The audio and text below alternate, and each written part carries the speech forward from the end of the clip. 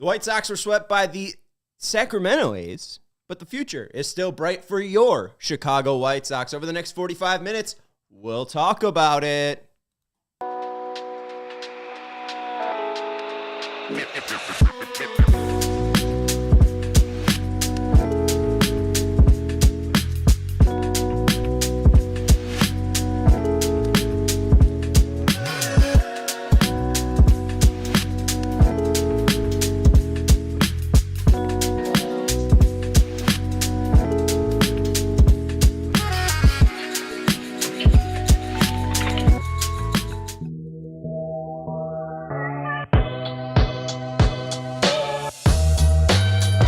Welcome into the CHGO White Sox post-game show presented to you by Bet365. Whatever the moment, it's never ordinary with our friends over at Bet365. Go sign up with code CHGO365.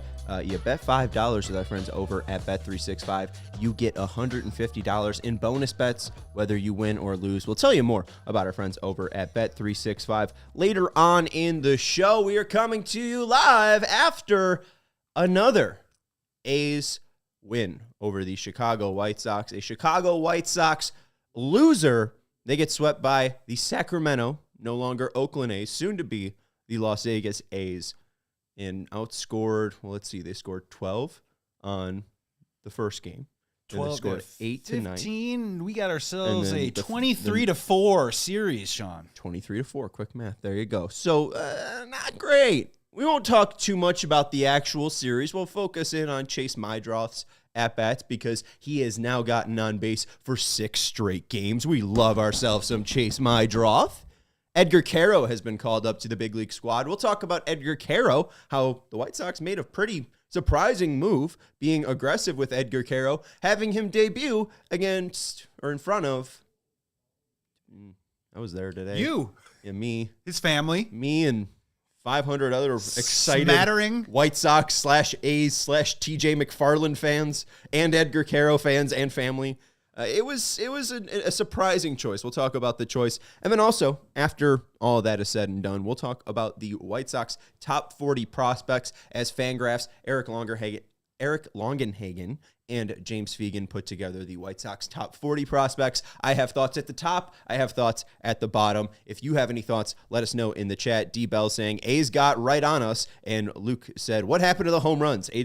A's had some of the worst pitching coming into the series. To be fair to the A's pitching, they also play in Sacramento, which is a AAA ballpark that is extremely hot and honestly, so far, plays like a combination of Mexico City and Coors Field. So it is an extreme offensive environment in Sacramento. I don't think it's that much about the pitching of Oakland, rather the environment and the ballpark of Sacramento. And they've played a decent amount of games at Sacramento. I mean, go look what the Cubs did against Sacramento. I think they put up like 15 and 16 in 2 separate games. They put a ton of runs up in Sacramento. So Sacramento showing you that, A, I think it's a little bit of the ballpark, and B, they're just still a well-run organization. Even though they moved literal cities, Billy Beane and that baseball operation for the past 20 years has just been so solid. And that's what you dream. In a way, the White Sox could be. That we could be a Milwaukee,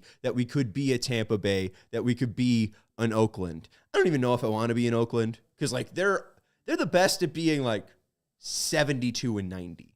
They're really Mark Kotsay should get manager of the year every single year. Any year he goes 72 and 90 because that's their MO. And it's not even like the San Francisco Giants MO where they'll go like 72 and 90. Maybe it's a little bit of recency bias because they had the 100-win season in 2021. They had 3 World Series when I was growing up.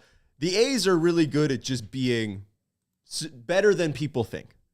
And I just wish that was the White Sox because, again, maybe it is just recency bias, but we were 81 and 81 when we should have been a 90-win team. We were 62 and 100 when we should have been an 81 and 81 team. We were a 120 loss team when we should have been a 100 loss team. And now it's like, oh, well, maybe they should be like a 105 loss team, and they just get like hit by a car by Sacramento. I yearn for the Adam LaRoche late era Mark Burley days when we're winning 78 games a year. But you know what, man? Hey, you know what? If you say your prayers, if you eat your vegetables, someday, you could be Tampa Bay. One day, Hulkamaniacs. I have been told now for two past episodes that I need to calm down. So rather than jumping into a it's Hulk Edgar Hogan Quero Day. We're not. Whoa, hey now. Wow. Hey now. Instead of doing Hulkamania impersonations, instead of impersonating Dr. Nick, we're going to enter and channel our Terry Gross. We're going to breathe. I missed a Hulk Hogan impression. Some fresh air. No, instead of doing the loud, obnoxious Hulk Hogan impersonation, people are trying to, I guess, fall asleep to me talking about the White Sox getting their behinds spanked by the Sacramento A's. It's Edgar Quero Day. Let's talk about him. Edgar Quero is now your White Sox catcher. There is a decent amount of confusion on why. I mean, why not call him up when you're starting a series with Sacramento? Why not just wait until you're traveling to Boston, have him meet you in Boston? I thought it would make sense for Quero and Teal to catch into June, but it does seem like there have been some snags. There was a very cute video where Edgar Quero breaks down in the office of Sergio Santos, but that was around the 40-second mark. When you listen to the first seconds, you're like, what's going on here?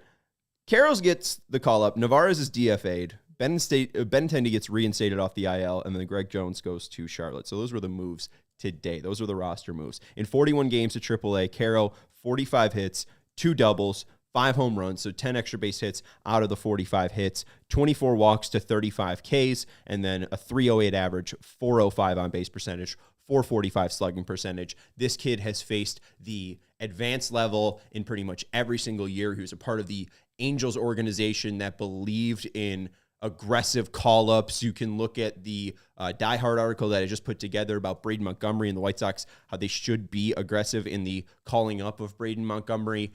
You look at the names on the list, and I think 2 of the 7 people I reference are Zach Neto and Nolan Shanuel. 2 of the quickest guys to ever be called up in Major League Baseball history since I was born, since 1997.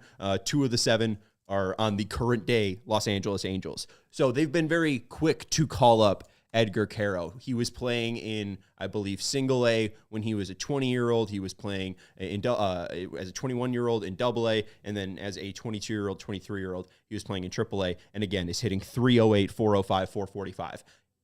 The idea around what you've been hearing from the actual write-ups about what he is as a prospect is that he lacks a plus tool, but he's a well-rounded hitter. And when I see 308, 405, 445, please, please. I've been watching Matt Tice. I've been watching Omar Narvaez, but not like 2018 Omar Narvaez. I've been watching a broken down Yasmani Grandal. I've been watching Zach Collins, Reese McGuire. Please give me a catcher that gets on base 400 or a 405%, 40% of the time.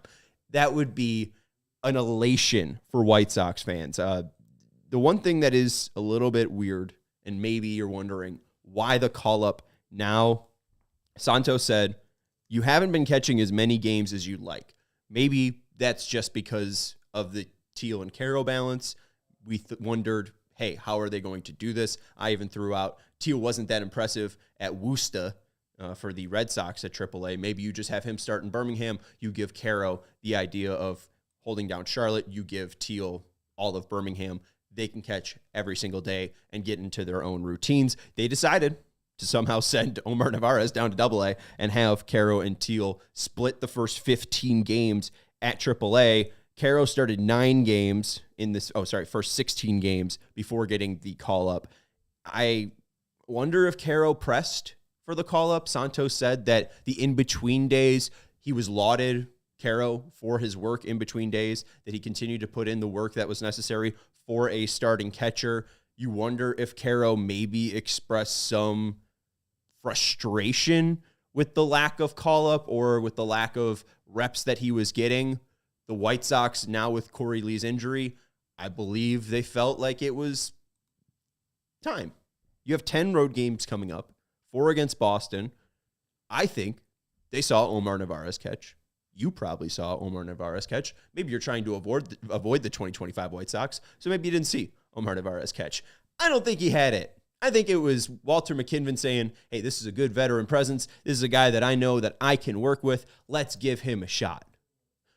They gave him a shot. Edgar Quero's here now, and him and Matt Tice will be able to effectively be a platoon behind the plate, and I'm intrigued to see what Quero can bring.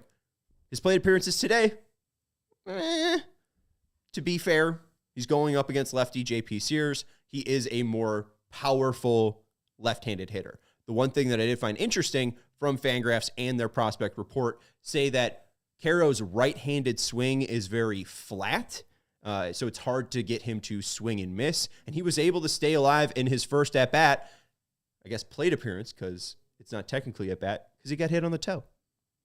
J.P. Sears, very rudely, plunked one right off of Edgar Quero's toe. Welcome to the big leagues. I'm going to give you a bruise. I don't think that was very nice, Joey. No, not nice at all. Shots fired. What the hell, Protect man? our guy, man. What's wrong with you, J.P. Sears? This is Edgar Quero. His family, as you said, first base line, trying to just watch their boy.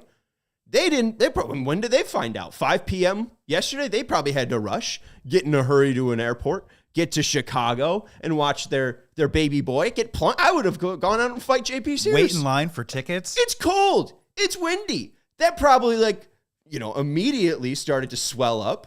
Quero probably, I learned about something called double pain. When you first hurt your toe, you then feel it like a little bit later on. If you were 682 miles long, you could wake yourself up with double pain. You could bite yourself, you could bite your toe, and then the double pain would take so long because you're so big.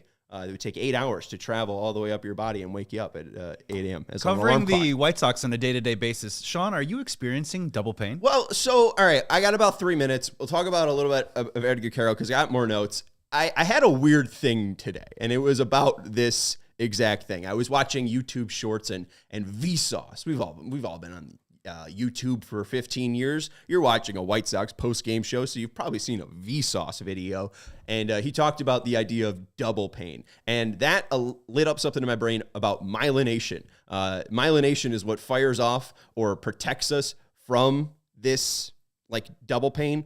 Ones that are myelinated are ones that have gone through normal pain. So that's the part of your body that's feeling that immediate pain. The non-myelinations are the ones that tell you, all right, this is time to recover. Like now you have an injury. This has hit the lower part, the things that are deeper, the tissue that's deeper than the myelinated one.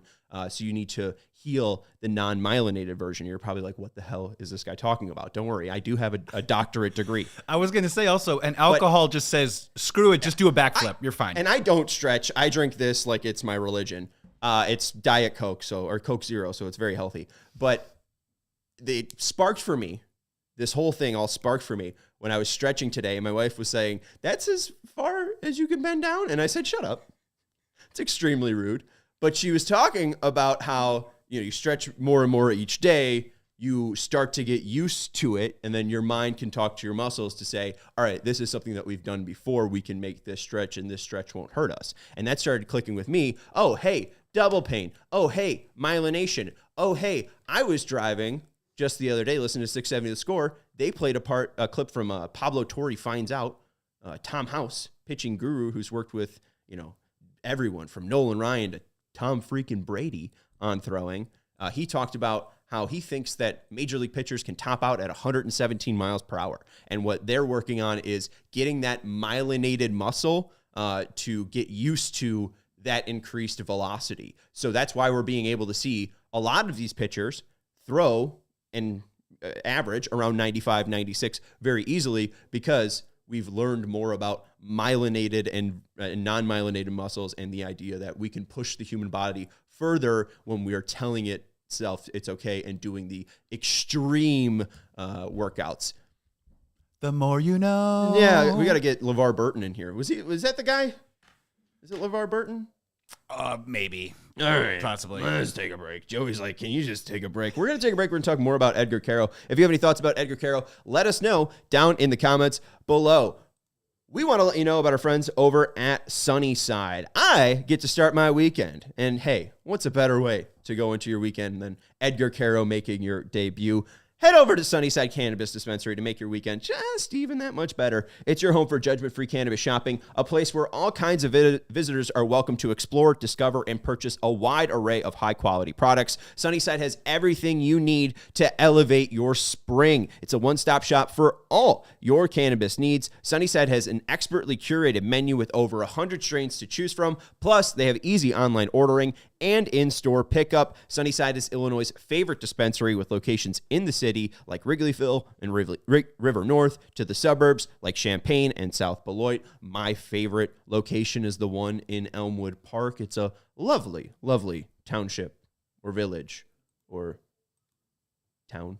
I don't know what Elmwood Park is. I guess it's a park. It's a park. It's a park. All right. If you're starting out, Sunnyside has expert guidance and brands they know you'll love, like Good News and Mindy's. And if you're a pro, they have you covered with over 100 strains to choose from. So visit sunnyside.shop for bright buys every day, including 50% off your first 3 online purchases. Enter promo code HICHGO at checkout to qualify. Exclusions apply. Sunnyside Cannabis Dispensary. Bright buys every day, only for 21 plus or Illinois medical card holders. We also want to let you know about our friends over at Boston Beer. Maybe, the bud's not for you and you want the hops, even though it's all in the same family, pretty much. You can get terpenes with hop flavors in there. All right, folks? I mean, it's all from, It's all myelination to me. It's all myelination to us. But go check out our friends over at Boston Beer this weekend. Light beer just got better. Introducing Sam Adams American Light. It's clean, crisp, and super easy to drink. There's no gimmicks and no fluff with Sam Adams American Light. Sam Adams American Light is not your average light beer. It's brewed with 100% American-sourced ingredients from local independent farmers. Light beer that's just made right. It's not so heavy. So if you're gonna be, starting your day off with a 1:20 baseball game on a Saturday, and you're gonna be out until 10, you're not gonna have probably just 1 or 2 from what I can tell from my friends. You're going to have probably, 2 to trees. 1 to 2 to trees. Trees are perfect.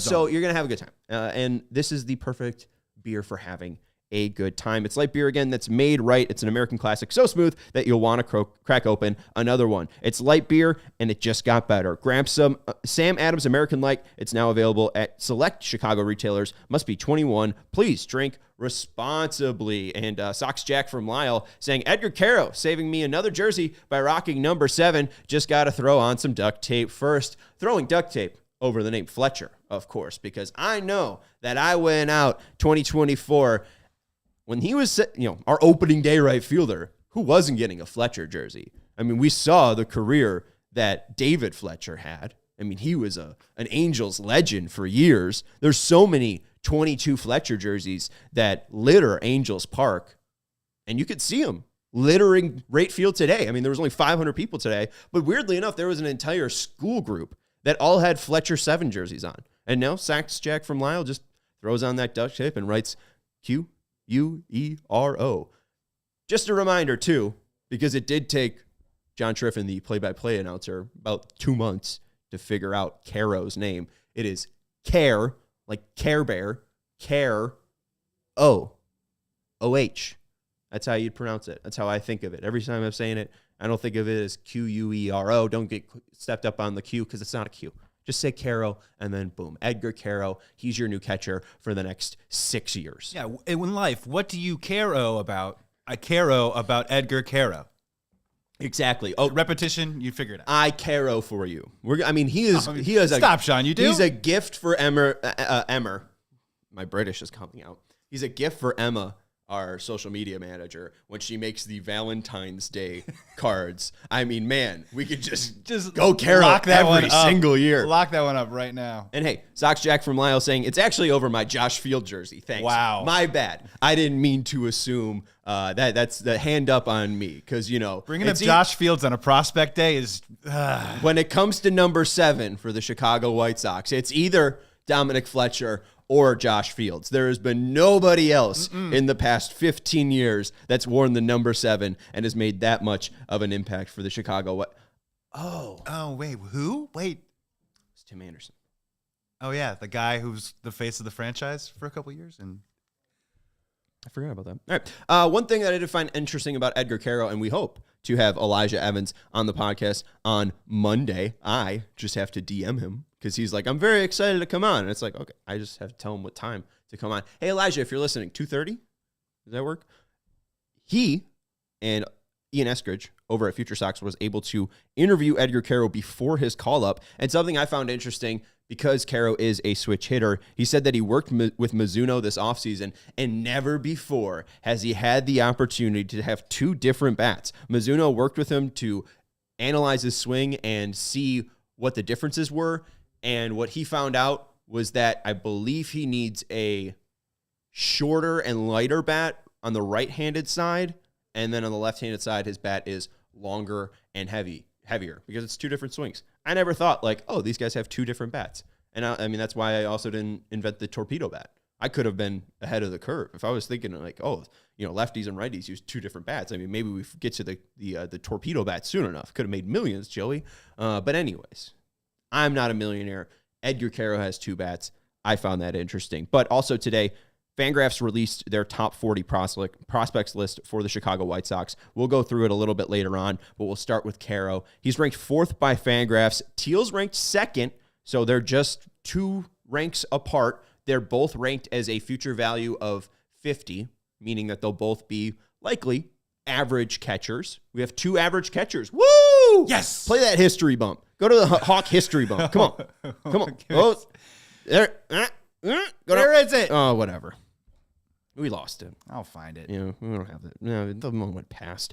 Anyways, he's ranked 4th on Fangraphs' top 40 list, future value of 40, and then their top 100, Quero ranks 59th in Major League Baseball. I think Teal was in the 40s. I don't know the exact number, but the one thing from his scouting report that did stick out to me that they mentioned, Quero lacks a plus tool. He's a well-rounded hitter with a viable defender. His swing as a righty is low and flat. It's hard to get past Quero, hard to get a whiff past Quero or a ball past Quero. He's able to fight so many balls off. There's more power from the left side. But the one thing that they do mention that is a little, because it's like how, right now he's 23, 24. He's got a small frame.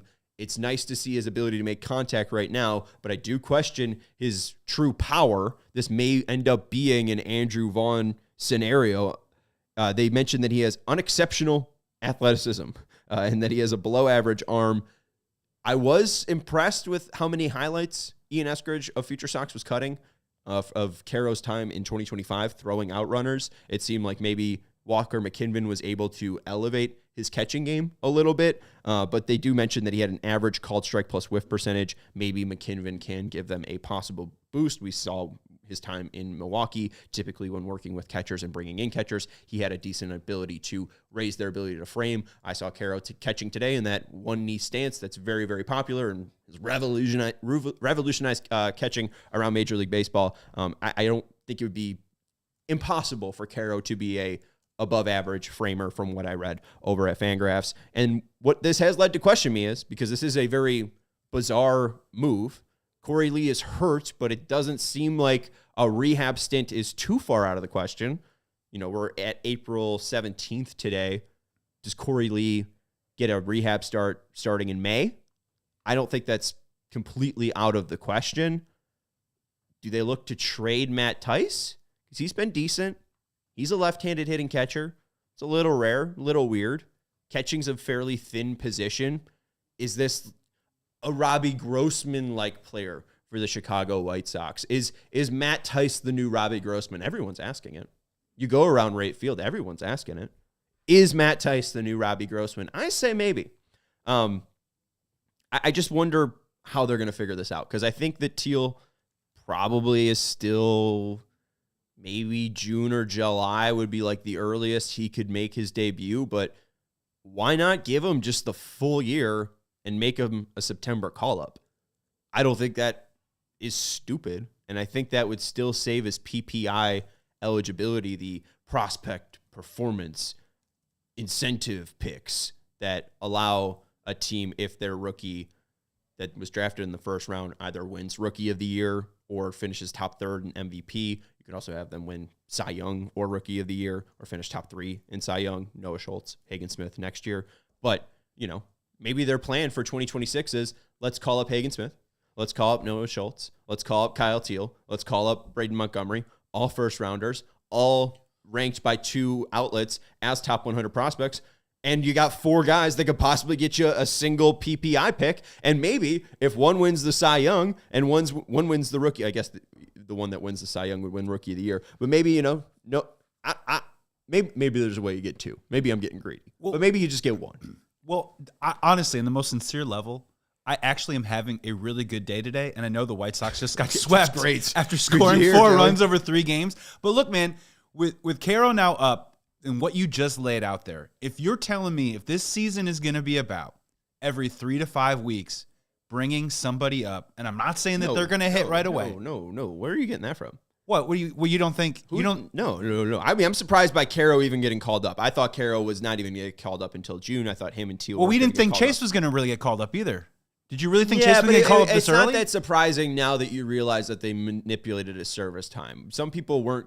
Okay. It wasn't impossible for him to make the opening day roster. He was on the spring training roster for a decent amount of time.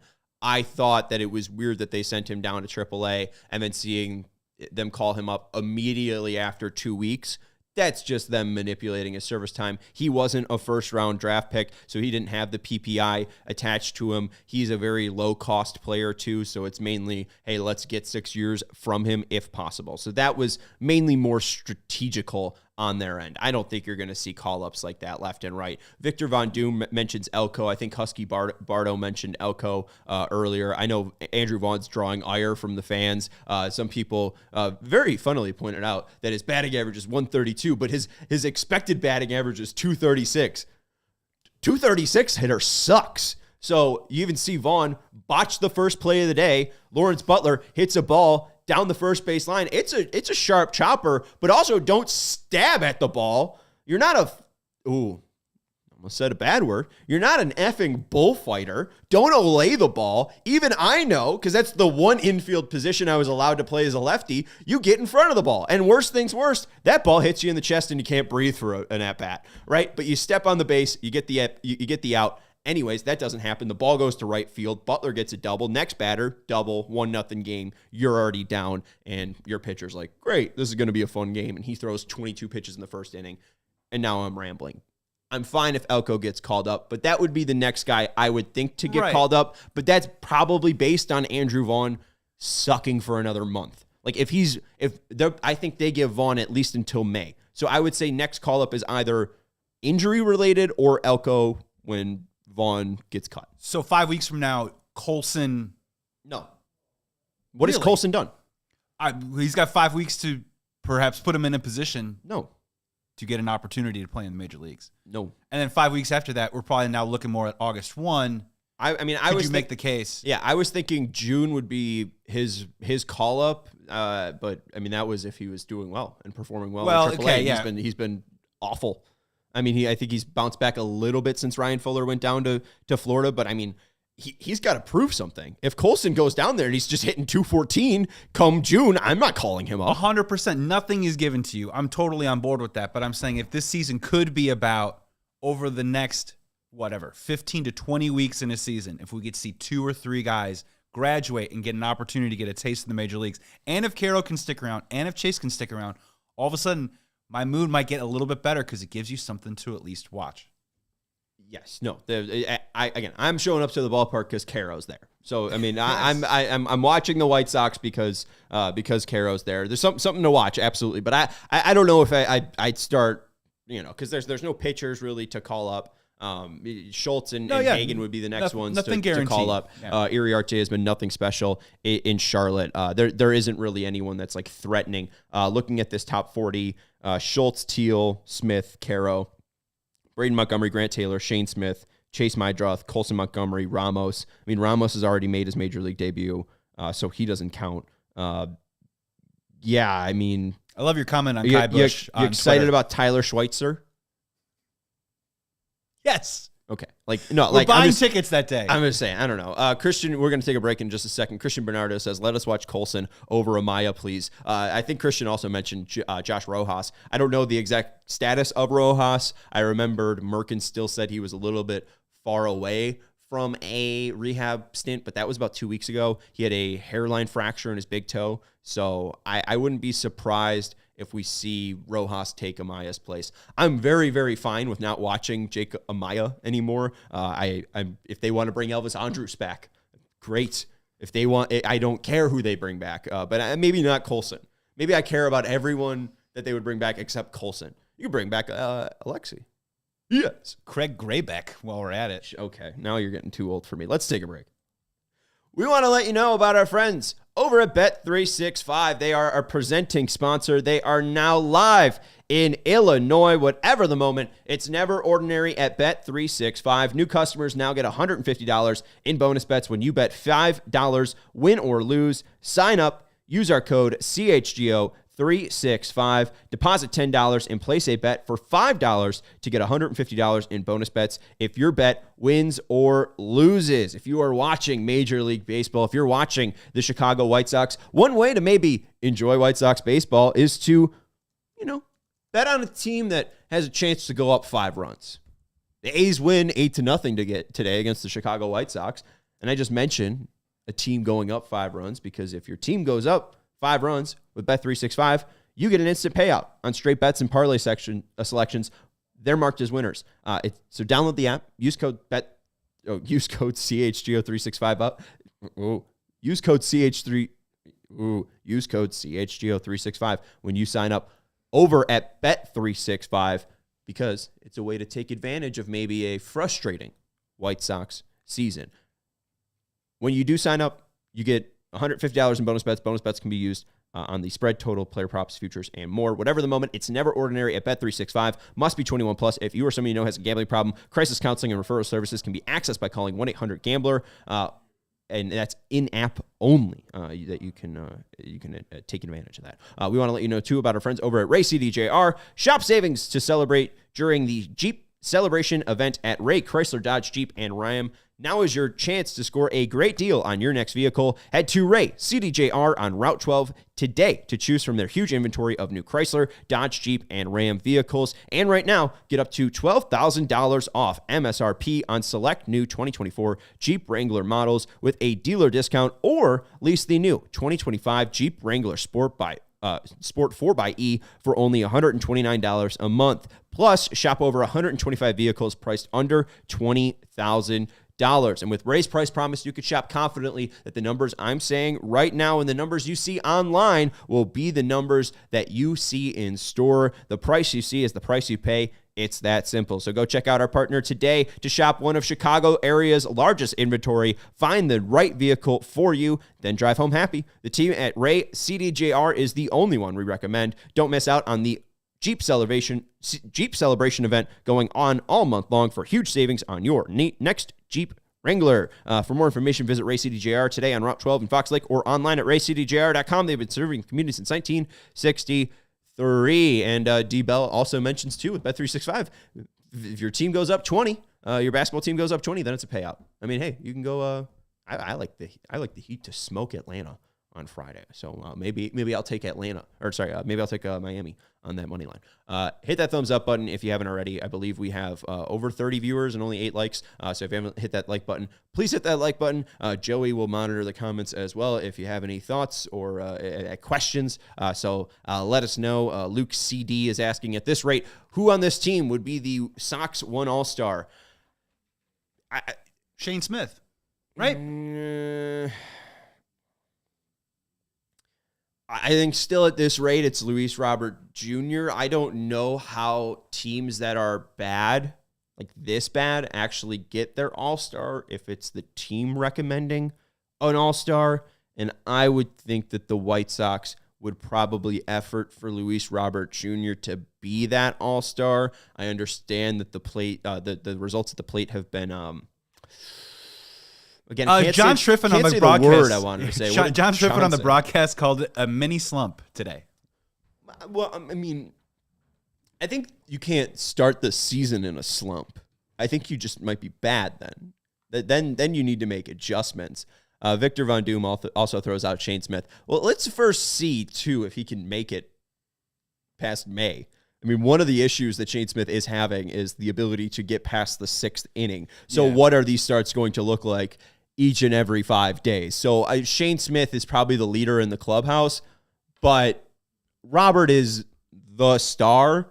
So I think that they would effort Robert, especially when they're trying to trade him. It's a lot easier to say, oh, hey, go look at our talented player in the All-Star game. It's the one game that, every MLB GM is there in attendance for All-Star Weekend, probably watching that game. I don't know how intensely they're watching it, but, you see Luis Robert Jr. on the field next to Mike Trout in right field, and maybe you start, getting thoughts. Until they look at his 189 batting average when he steps in the box. Look, he's got 30 steals at the All-Star break, and he plays excellent defense. It's not all about home runs, man, okay? It's not about driving in runs. And, hey, someone brought up, too, Gavin Sheets finally has protection. Who is he hitting behind last year? Who is Luis Robert Jr. hitting behind? There's no one to be afraid of if you're a hitter or if you're a pitcher going up against Luis Robert, because you walk him.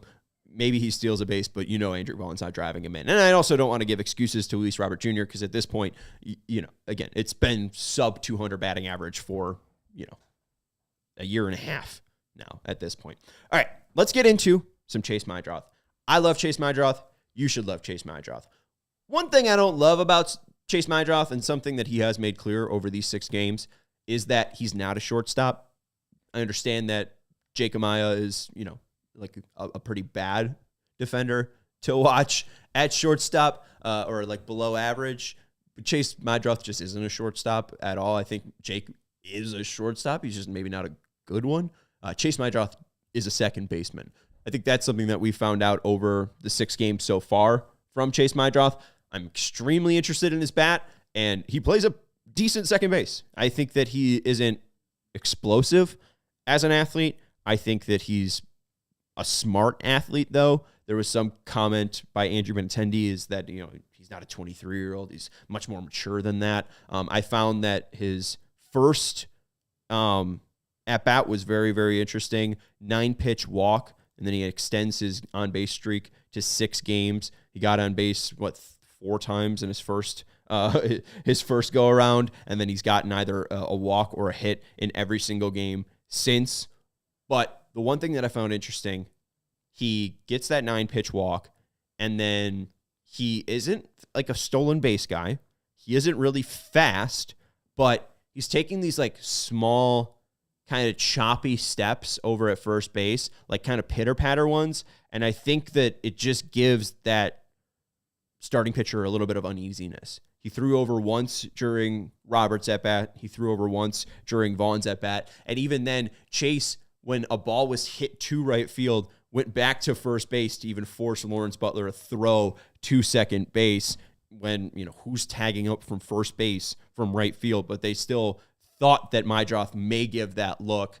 I do like that he is a smart player, and I think can maximize his speed. It may not be elite speed, maybe like average to above average, but I think that his IQ could help him be a above average base runner, which we love. A guy that can get on base and then actually score once on base. Woohoo! D-Bell mentions Dustin Pedroia 2.0. Again, Pedroia was an MVP, so it is tough to compare him to a guy like that, but I think he's a smart baseball player. Like, I think Chase Meidroth has a lot of things that help him stay, or he has a lot of things that could lead to staying power in Major League Baseball. I mean, D-Bell even mentions, too, love that he's asking about the strike zone. In his first weekend, he swung at one pitch that was outside of the zone. That was against Garrett Crochet. And the one pitch that it was outside of the zone, Crochet, we know, throws 3 types of fastballs. He throws mainly four-seam fastball and a cutter. Later on in last year, when he was going up against San Diego in like October, he started working in a sinker. That is the one pitch that moves completely away from the four-seam fastball. Four-seam fastball, again, has like kind of more of a straight, narrow path. Cutter moves into a right-handed pitcher, and then that sinker moves away. So Meidroth's one pitch that he swung at was a Garrett Crochet sinker that he was just reading the velocity, and it was a barely like outside of the zone pitch. And, like you just kind of got to give him credit for even like that being the one pitch for him swinging at, because you can kind of even just think like, oh, well, now that he knows Crochet throws this and he swung at that, I think that he can now possibly write it off. Like he does seem to be very, very smart up at the plate. I'm thrilled watching him. I think that you should be as well. The one thing that I have or tried to been watching, he's seen 36 pitches outside of the zone. That's not including today. He did have a strikeout later on in the game on a pitch that was outside of the zone, but I think that he has swung at five of the 36 pitches outside of the zone so far. So still an incredible plate discipline. There's a 40 future value ranked by Fangraphs over on their top 40 for Chase Meidroth. He ranks as the 8th prospect for the Chicago White Sox, a 45 future value. I do think that he can be at a 50 future value because I think that he can play a decent second base. I think that he can get on. And that one question is, when will the power show up? We saw 3 home runs early in his Charlotte season. There hasn't been an extra base hit yet. Will he be able to work that ability of not swinging at pitches outside of the zone and have guys throw things inside to him that he can actually turn and burn on? That's what we need to see from Chase Meidroth. And then 2, if he starts getting challenged inside, can he even turn and burn on those pitches, or will he just get blown by? And maybe will we see the cracks start coming for Chase Meidroth? But overall, very impressed with his first 6 games, and I'm thrilled that the White Sox decided to call him up. I'm thrilled that the White Sox decided to call up Edgar Quero. There wasn't a real reason to keep them down unless you thought they needed seasoning. I at least trust their decision-making, especially Walker McKinmon's ability to discern whether Quero was major league ready for catching. So the fact that they think he's defensively ready to catch, let's see if his back can do it. Like I'm all for it. He in 41 games had a 300 average, a 400 on base percentage. Like, let's just see if he can tread water at the major league level with this bat. They have 10 road games coming up. I didn't want to watch Omar Narvaez. You didn't either. So good job, Chris Getz. Yeah, look, I mean, this is the earliest version of returns, but what you're talking about is, Chase Meidroth's probably put together some of the better at-bats that we've seen over the last 4 or 5 days. Edgar Quero went deep into the count before he got hit in the back of the foot. And then he had a line drive that, honestly, we haven't talked about yet. That pitcher made an unbelievable play. Mm-hmm. Yeah, no, I mean, literally. I didn't see the positioning on it. I don't know if that would have been a base hit, but the fact that you make a behind-the-back line drive snag. It is like calf. Yeah. Like, I mean, he had to like bend down and reach back. It was a nice So at least this is saying that this is warranted, right? Like these 2 call-ups. Yeah, no, absolutely. Again, I'm very, very fair or very, very excited by these call-ups. It was just more if, Chris Getz was going to be aggressive, not aggressive. It seems like he will be a little bit more aggressive than I thought, and I hope that leads to more aggression. I want Braden Montgomery to not be in Kannapolis. I don't think that that's a challenge for him. I wrote for diehards. There is currently a diehard special going on, so if you do want to sign up, it's $36 for an annual pass. You get a shirt when you sign up. You get access to our diehard Discord channel, and you also get exclusive content up at allchgo.com. I wrote about Braden Montgomery's first couple of games in Kannapolis and how it is similar to Cam Smith's first couple of games in Single A, and Braden Montgomery was selected in the same draft, was selected, 12th instead of 14th. Before the broken ankle, there were thoughts of him possibly going at the White Sox at 5, and you see that he's completely healed from that broken ankle. He looks athletic, fast, just like he did at Texas A&M. He's got 2 home runs, and they're from his weaker side. He's more of a power hitter from the left-handed side. I think the right-handed side is his natural side, but you see 2 home runs already for him. I don't think the Kannapolis is a true test for him. Let's improve. Let's what's it called? Promote him. Let's get him to Winston-Salem. I think they're currently finishing up a series against the Fireflies, the Kannapolis Cannonballers. So maybe let him finish up against the Fireflies. But I do think that Chris Getz will lean to be more aggressive with these prospects, and I think we'll see that. And hopefully we do, because if guys are hitting well, the minor leagues are worse than they ever have been. Let's give them a shot. Really quickly, I do have some thoughts on the top 40 prospects from Fangraphs. If you have any thoughts, hit that thumbs up button. We'll be back on Sunday for postgame for the Red Sox and White Sox game. I believe Garrett Crochet is in line to pitch on Saturday, so we won't have a postgame show for that one, but I will have coverage on Sunday. Sean Burke and Tanner Houck is the pitching matchup on Sunday. We will also have a postgame show on Monday for the Patriots game that Boston holds each and every year. Jonathan Cannon takes on Walker Buehler. So do tune in for that one. But real quick, just final thoughts on the top 40. Thought it was interesting that the only player with 55 future value is Noah Schultz. You do have Kyle Teal, Hagen Smith, Edgar Quero, Braden Montgomery, and Grant Taylor all at a 50 future value. So that is 6 players that should be at least average for the Chicago White Sox. Woohoo! That doesn't even include Chase Meidroth, Shane Smith, Sean Burke, Brian Ramos, guys that we have seen make an impact. The biggest surprise out of all this is the 9th player on this list is Colson Montgomery, a player that was nearly top 10, according to MLB Pipeline, back in 2023, has completely fallen from that ranking. It is tough to see. I don't think that his back is healthy. It's brutal to say about somebody who's 23.1 years old. I know that, you could question similarly, well, they were aggressive with Colson. Why they shouldn't be aggressive with Braden Montgomery?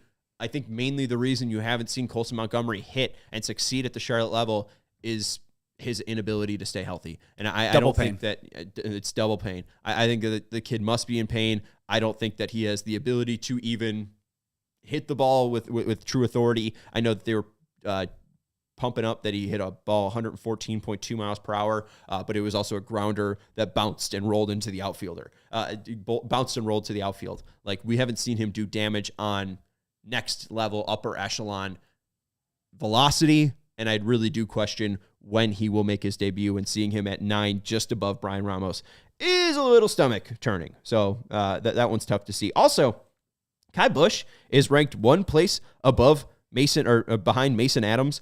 Mason Adams, I think, was a possible threat to make the opening day roster this year. I thought that he could have, but then he runs into Tommy John surgery. Kai Busch also having Tommy John surgery, but Kai Busch, is he still a prospect? I guess he has the same amount of service time as, or just a little bit more than Mason Adams, and he's pretty much the same age. But I don't know about that. I think Christian Apor, who they have at 25, is probably a little bit more intriguing than Mason Adams and Kai Busch. So that was the one thing that I did see too. Is hey, there were some underrated guys. And finally, Greg Jones is 39th on this list. Greg Jones was a minor league signing for the Chicago White Sox. Greg Jones has played on a lot of teams. Greg Jones, 27 years old. I'm not a Major League Baseball prospect. You're not either, buddy. I feel like a lot of people go to college for 7 years. That was a great place to get Riku Nishida in at 39 or 40. They could have got him in. I have hype for Riku Nishida. You should have hype for Riku Nishida. And they leave him off the top 40. I felt like that was a missed opportunity. And if James Fegan ever talks to me again, I will yell at him for that. And then he'll never talk to me again. It'll be great. Hit that thumbs up button if you haven't already. D-Bell's asking, how are we feeling about this road trip? Let's hope they win 2 games, huh? They got 3 against Minnesota, 3 against Oakland, and obviously the 4 against Boston. I feel like Boston's going to get some revenge. Minnesota's been up and down. I hope that they're able to take that series, and then maybe being in Sacramento will lead to some offensive outbursts. But, I mean, maybe from now until that Oakland series or Sacramento series, I feel like Luis Robert Jr. might not hit a home run. I was going to say this would be a great opportunity for him to pepper that huge green monster, though. Yeah, he's got to feel pretty good about himself. Make contact with it, though. I mean, make contact with the ball, though. Yeah, first steps. Yeah, baby steps. Yeah. Baby shoes never worn, though. You know what I'm saying? Like he's never even put the shoes on to take the steps. That's been the CHGO White Sox podcast. Sox lose 8-0, get swept by the Sacramento A's. This has been presented by Bet365. Use code CHGO365 when you sign up with our friends who have now launched in Illinois. Bet365. If you haven't already, hit that thumbs up button. We will be back on Sunday with a post-game show of the Red Sox and White Sox game, and we also have a show on Monday as well. We appreciate everyone for hanging with us. I know this has been a tough season, but the future is bright, I swear. I hope. For the Chicago White Sox. Thank you to Joey Christopoulos for producing the show. I've been Sean Anderson. I'll see you on Sunday. Goodbye. We all silly like the mayor.